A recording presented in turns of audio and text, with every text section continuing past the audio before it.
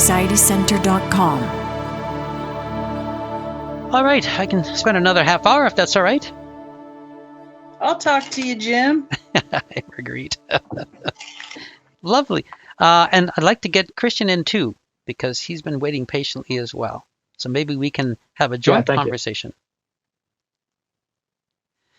So Marguerite, yeah, that'll work. Okay, super. Yeah, you bet.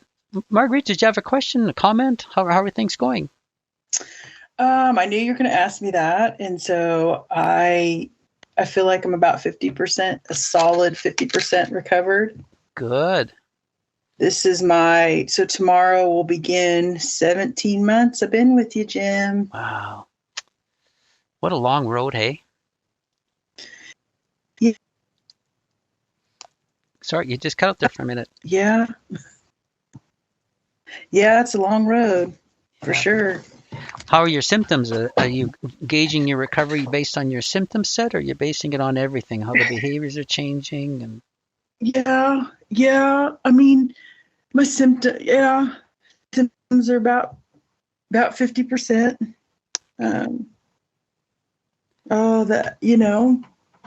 Managing them a little better, able to kind of talk myself off the rooftop. Good. Level. I mean, it's just, but like you said, I mean, really 17 months isn't a long time from what I hear on the website, Yeah, unfortunately, no, it's not. Yeah. Climb down off the level I was at. Yeah. And as I mentioned, it's the combination of the symptoms and our behaviors. So we're doing two works at the same time, and the body, as you know, body doesn't hurry up. And changing our behaviors takes time too, because we're often in situations that our behaviors are still kicking up a fuss. So yeah, it's work. I mean, good for you. Wow. You've worked hard. Yeah, I kind of tweaked my deep relaxation a little bit. Yeah.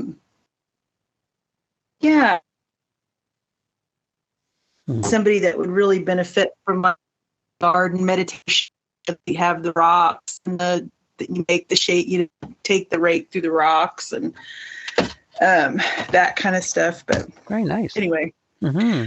Okay, so let me just jump right into it real fast.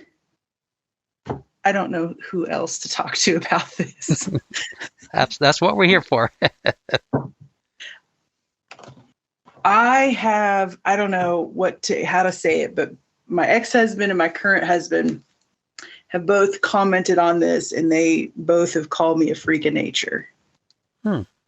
It doesn't matter who I'm talking to, where I'm at, demographic, doesn't matter.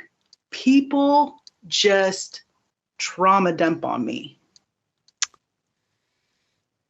And this is lifelong, and it's part of what is just driving my anxiety through the roof.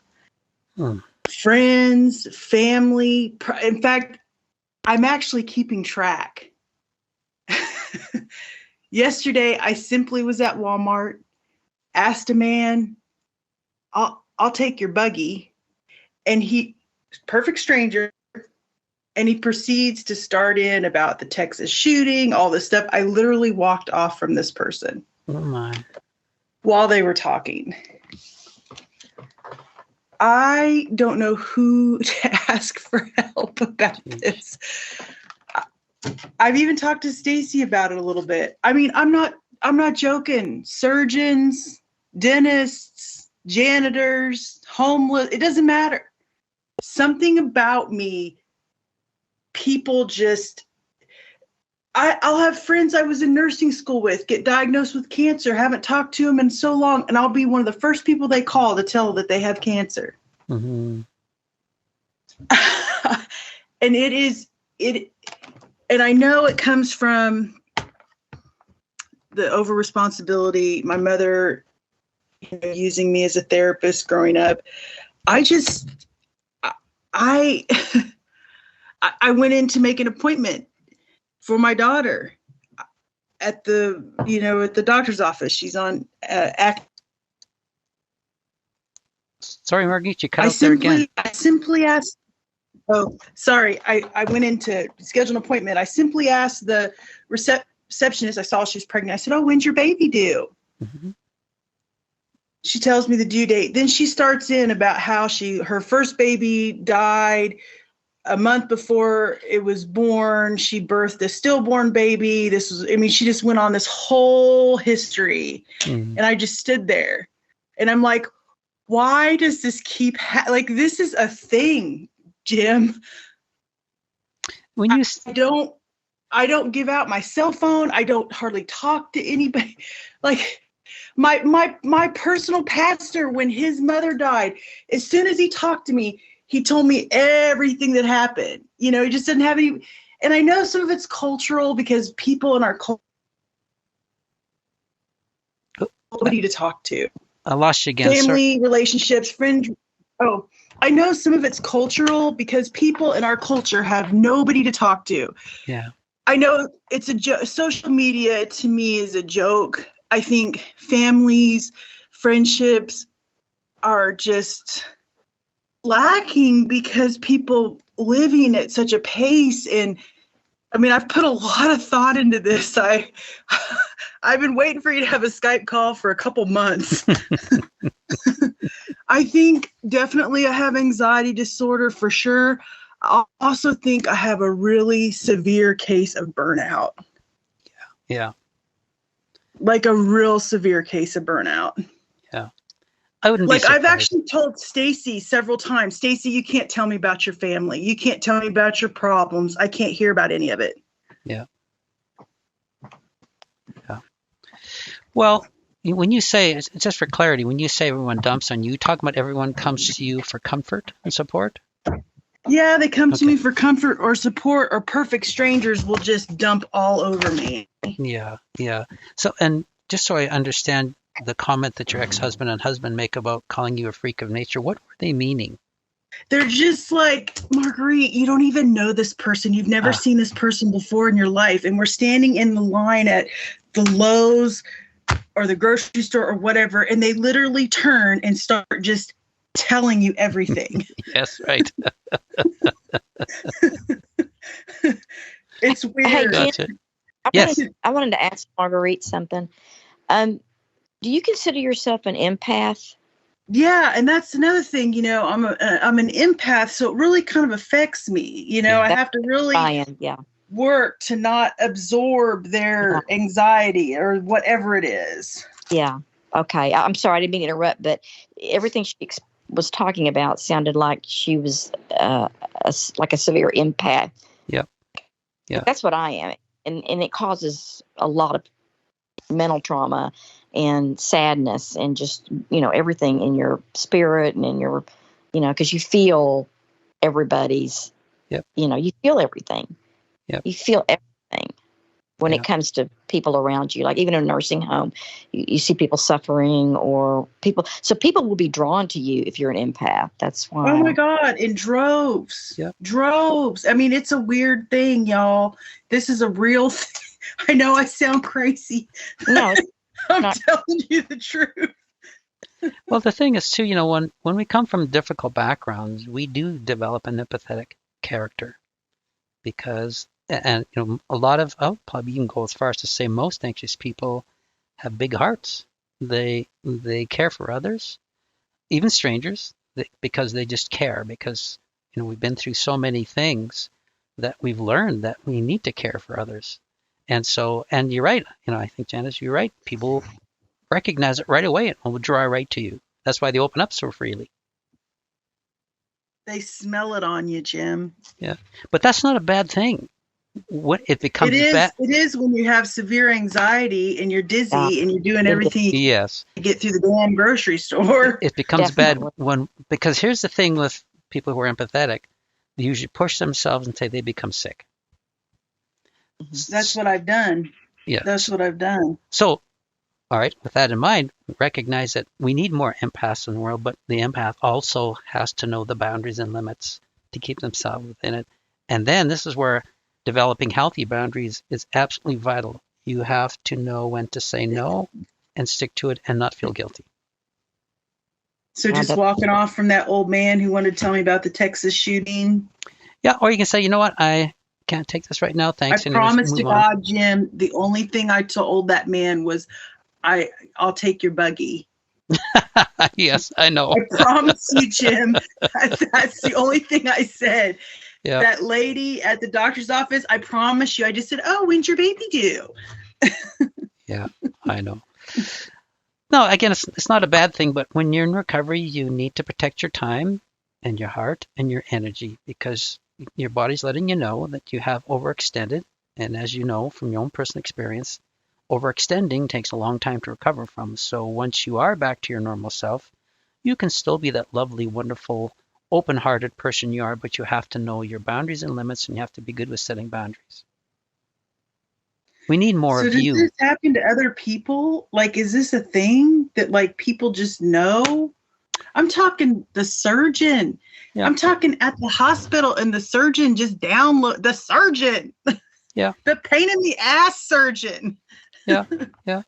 Well, people who know you will know of your heart and your caring. And then, as Janice was saying, people who don't know you, they just automatically can see things in you that encourage them to open up to you because they see you as being someone who will listen and often provide good advice.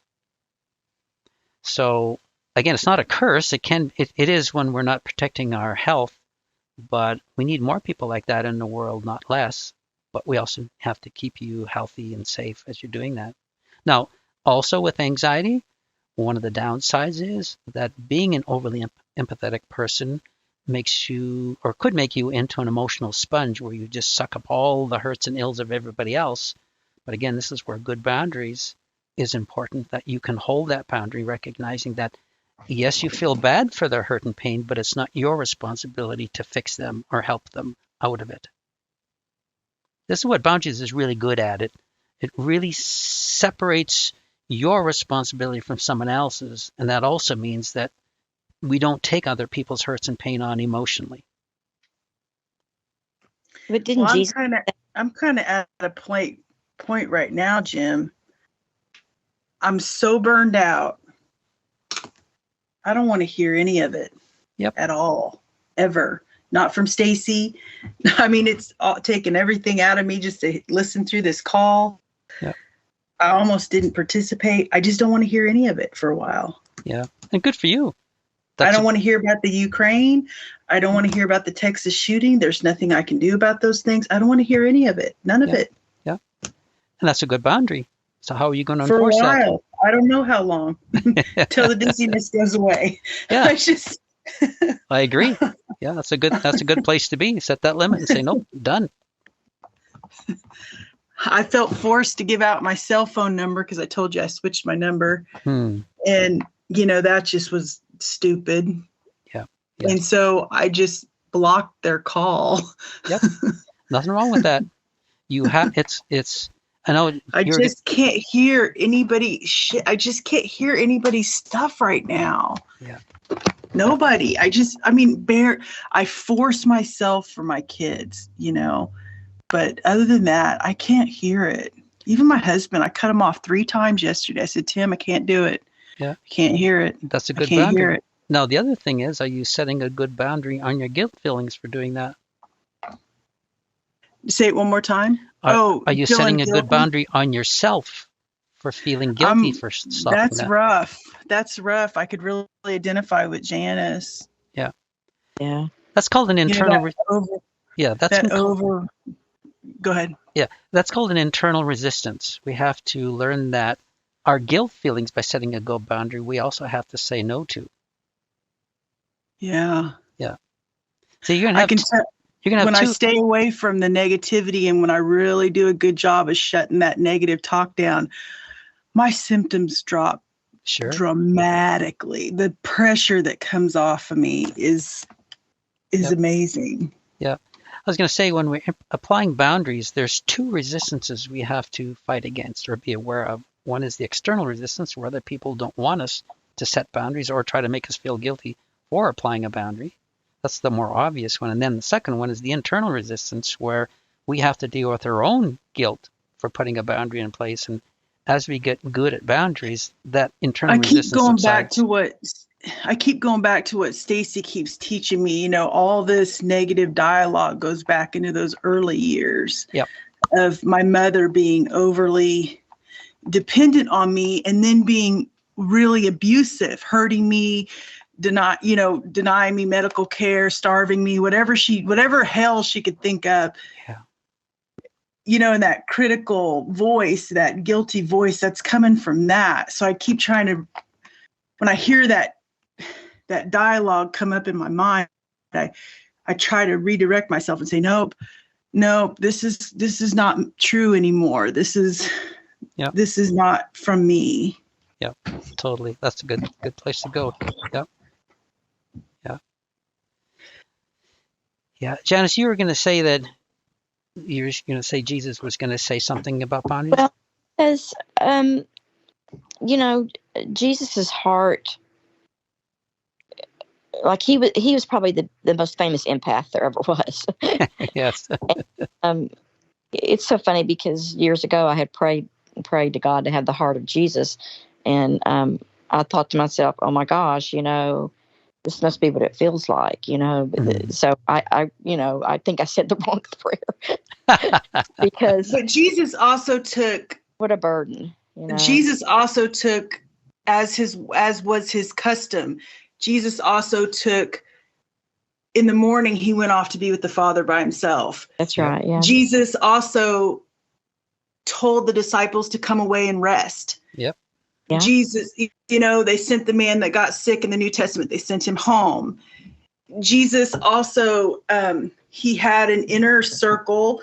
Not everybody was in his inner sanctum in the Bible. Yep. I mean, definitely we see Peter, definitely we see John.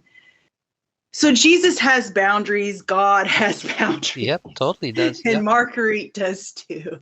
Good. But if we're supposed to be more like him, Mm-hmm.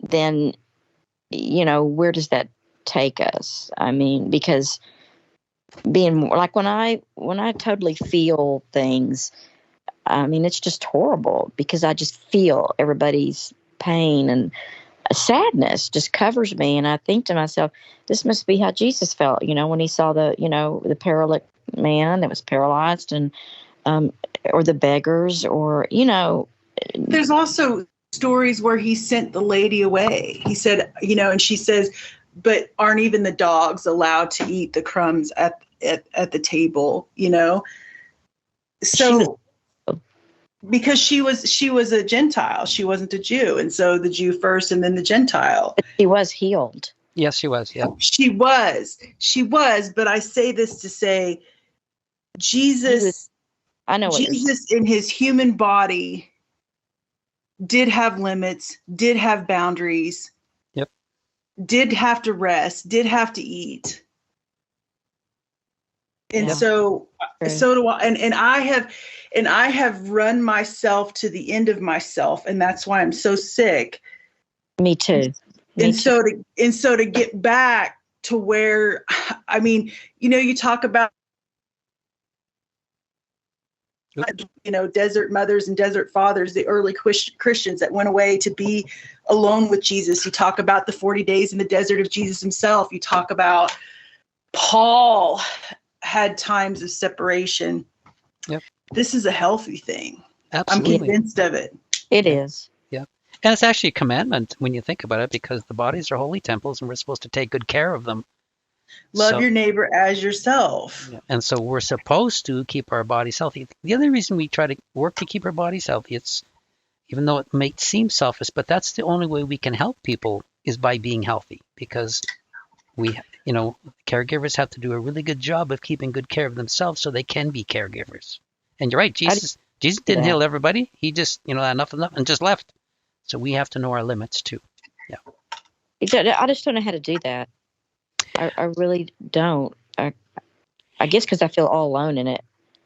That's part of it. I think the other reason a lot of people, and this is, kind of characteristic of anxious people, is that we just don't have good boundaries. We don't think we deserve them. No. We think they're selfish. We've been taught that to care for yourself is not right, And so learning good boundaries really makes a big difference. It's certainly worked miracles in my life, for sure. Yeah. Well, I'm the But cool. good boundaries, I mean, I'm learning that, well, it's not healthy to do and I see this from a physical side, I'll see people that will come in and want to do too much for their elder parents. Yeah. That's probably me. And I'm like, you're just making a, Yeah. If your Yeah. mom can walk, she needs to walk. If your mom can, like I see it with elderly people, their kids will come in and they want to do everything for their parents. And I'm like, well, you're making your parents sick. Yeah. If your parent can get up and walk and do this and do that, they need to do as much as they can do. Yeah. Yeah. Yeah. Because if they sit in that right. chair and you wait and do for them, they're going to get ileus, pneumonia, you name it. And so, but I could never see it from a mental perspective. Yeah. There. Just before you go on, Margaret, I also wanted to say that's why God doesn't swoop in and heal our ills. Well, you said it earlier, we'd just be right back in the same. Yep. What good would that do us? Yeah, it's not good for us when you think. I'm sure we'd like to get out of the pain, like to have our anxiety healed, snap miracle healed, but it doesn't do anything good for us. And so just as you said, as we want to set limits on our own responsibilities, we have to let others set limits on theirs too. And that's where healthy boundaries really makes a difference, especially for people who are empathetic and feel that they've give themselves so much now they're in distress. Right. And it's not good for the other person. Because, totally like with my kids, they have to take responsibility for their stuff. Yep. But then you're a bad daughter, or you're a bad mother, or you're a bad grandmother. I don't even think, y'all, I thought it was so programmed in my being from being tortured as a child. I don't even think I saw it as wrong. Yeah. I don't even think I saw that I was doing that. Yeah. Yeah. And that's the problem. If we don't know what good boundaries are, we just feel guilty. We feel, that we're being selfish. We feel that we should be doing more. But this is where boundaries really helps to give us a baseline, is to say, well, wait a minute, that's a really unhealthy boundary there, so I'm not going to go there.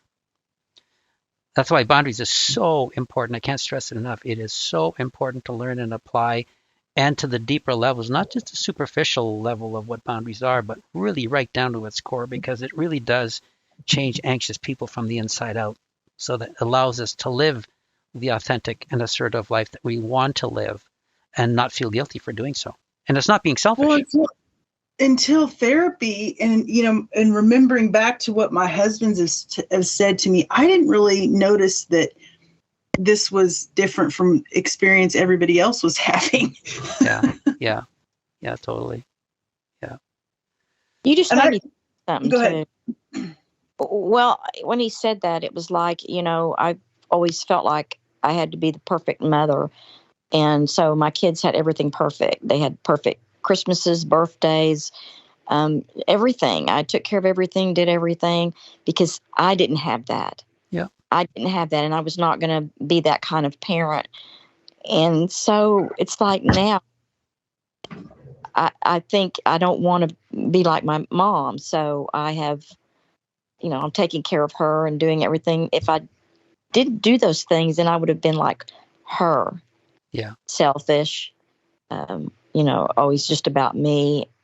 So I strive to not be that way, and it put me where I'm at. Yeah.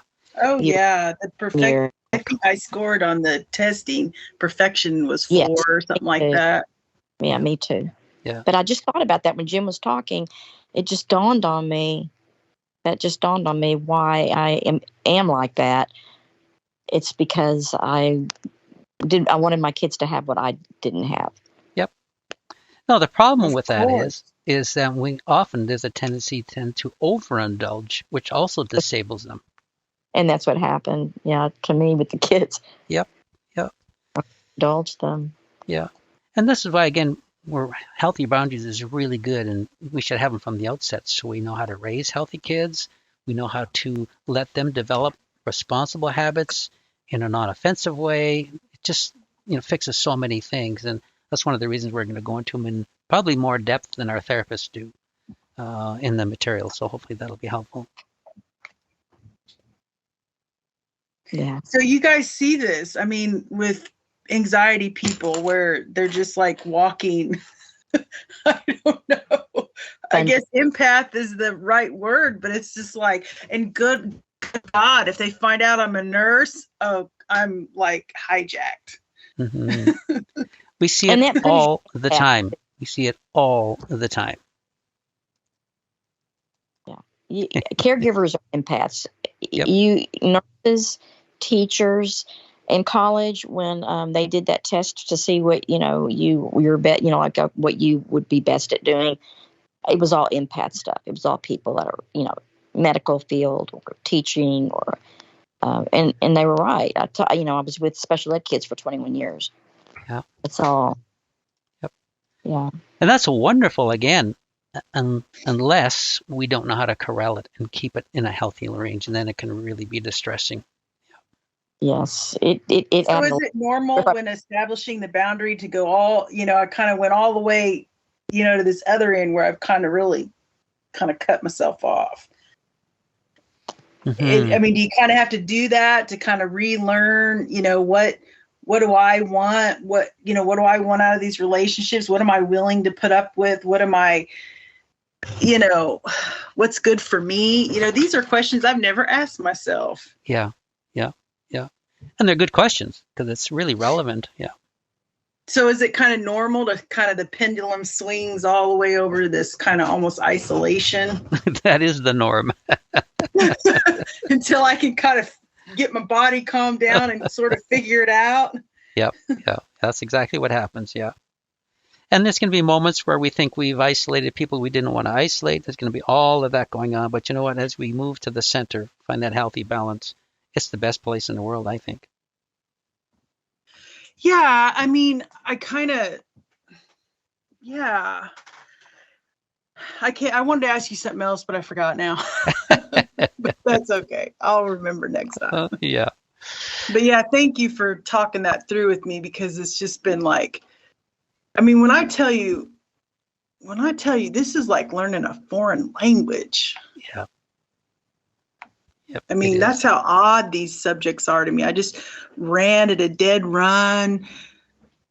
Whatever the person in front of me needed from me, wanted from me, I gave it. Yeah. I mean, I never even thought about how much sleep I was getting. Yeah. And that's the thing. Again, it's a wonderful quality to be caring of other people, but we really have to keep that corralled into the healthy range. Well, and I think self-image and self-esteem kind of go into some of that. Yep, totally. I'm worthy if everybody needs me and everybody wants me. And Yep. All of those things are certainly there. Yeah. I'm excited to hear that you're going to start doing more level 2 stuff. Well, we've wanted to do it for a while. It's just that there's been so many requests on the level 1 thing, so we thought we'd try to address them all. And now that we have all the symptoms, well, there's probably a few we're still have to expand on, but all there. And I think we've answered as many questions as we can about the physical stuff. It's really time to get at the level 2 stuff because it is so important. Because you just stay sick. Yep. Yeah. And the thing we see all the time is we see people focusing on the... I was just going to say the thing we see a lot is people focus on the physical stuff and they finally get better, don't focus on the level 2 stuff, and then it's just a matter till the back again, struggling the same way. Yeah. As I look through my life, I can see how I would kind of crash, get a little better, and be off to the races. Yeah. I can see that pattern in my life, but every time you get a little worse and your baseline drops. Yeah. Your resilience drops. That's true. Yeah. That's one of the reasons that we're not advocates of medication, because medication just pacifies the body. It doesn't change any behavior. And so the people just keep on going with the same behavior, and they keep needing medication over and over and over again to manage the body's symptoms. So you don't really get anywhere. You feel a little better because you're not symptomatic, but then medications produce their own symptoms and side effects. So you just never really get out from under anxiety disorder. Whereas this way, yes, it's a lot of work, no question about it. And it's intense work at times, and tough work, and emotional work, but at least you can get out of it for good. And then what do you feel like you have it in you? I mean, sometimes you just feel like, I can't do this. I just can't do this. It's wearing me down. It's, Yeah. you know, all the emotional stuff and everything you have to do to get well. Yeah. That's like with the level 2, you know, it's like, I feel like, and I told Stacy that I am not going to get anywhere until I get down to the nitty gritty of what is causing this in me. And I have an idea, of course, I know, you know, all my life. It's not going to work to do. I mean, I've done level 1 for 20 years. Yeah. Considering Claire and all, I mean, I've been doing research and working at it on and off, and I'd get better and feel better, and then I'd be back to square one. And then now it's been horrible the past 6 years. But level 2 is, I told them, I've got to get to the core reasons to get better. Yep. Yeah. That's what sets us free. Willing to work with me with that. I don't know about the other guy, but. Oh yes, Jeff. Yeah. Yeah. You know, there's a lot of factors. Stacy will drag you through the. Stacy, I was like, Stacy, honey, I don't have her in me today. Yeah. I just don't. Yeah. Yeah. And that's a good boundary to set too, because it's hard work, especially the really tough stuff. Yeah. Well, I shoved down all my emotions for so long and tried not to have any emotions and just be easy and just be agreeable and just go with the flow and, you know. Yeah. Yeah. So meanwhile, I'm addicted to shopping and I've ate myself up to 70 pounds overweight. Yeah. Because that was and I thought about that too, because that's even a relationship, because that was the only happiness. There was only relief I got in my life, you know? Yep. You bet. Yeah, very common. Yeah. That was the only break I got from, you know, hearing the negative and, you know, the problems and. Yeah. No, good news. We can get to a different place. We can still be that wonderful, loving, caring person that you are intrinsically, that we all need. But we know our limits, and we're more than happy to apply them, and we don't feel guilty for doing that because we know what healthy is supposed to look like, as opposed to in the past when we didn't. We think we had to be all things to everybody in order to be accepted. So, you know, you're heading in the right direction. It's a lot of work, but boy, it's I've been well thinking worth it. about that concept. You know, not everybody has access to God. Yeah. Those who repent. I know it's not popular Christian teaching. Yeah. But nevertheless, it's truth. Yeah. Yeah. Not everybody has access to God. No. Everybody could have. Yeah. He knocks at the door. Yeah. But how do we gain that relationship? Through repentance. Yeah. And a lot of times we can't get to that repentance stage until a lot of our underlying factors are dealt with, like we're talking about. But trust, I say right? that to say even God has boundaries. Oh, even completely. God has limits. He even says you can come this, you know, he has, even in that relationship with him, you know, he has, we just can't act like, we're contrary to what modern Christianity would tell you, that we, you know, Jesus is this celestial Santa Claus is just going to give you whatever you want, do whatever you want. But that's just not true. Well, he has boundaries. He has limits. He has requirements. He has, I mean, nobody ever talks about that stuff. And so I think it's okay for me to say, I don't feel well right now. Leave me alone. Yep. Well, look at the requirement Jesus said. I am the way, the truth, and life. No one comes to the Father except through me. That's a pretty hard boundary. Yeah. Yeah. Yeah. Yeah. So not everyone gets to dump on me. Yeah. And that's a good place to be, Marguerite. I'm glad. I'm not the savior of the world, Jim. Yes, I'm not right. Holy Ghost Jr. And God doesn't call us to be that either. And sheep wasn't a compliment. That's right. Yes. I've thought a lot about these concepts. I've talked a lot about with my pastor. Yeah. Good for you. Yeah. It's healthy to set boundaries, period.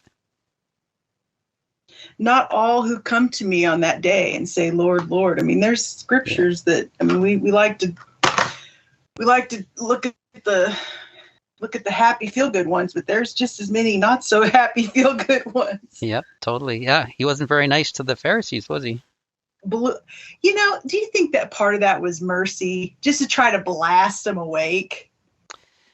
Well, I mean, he here was to expose the lies in the darkness, and he did.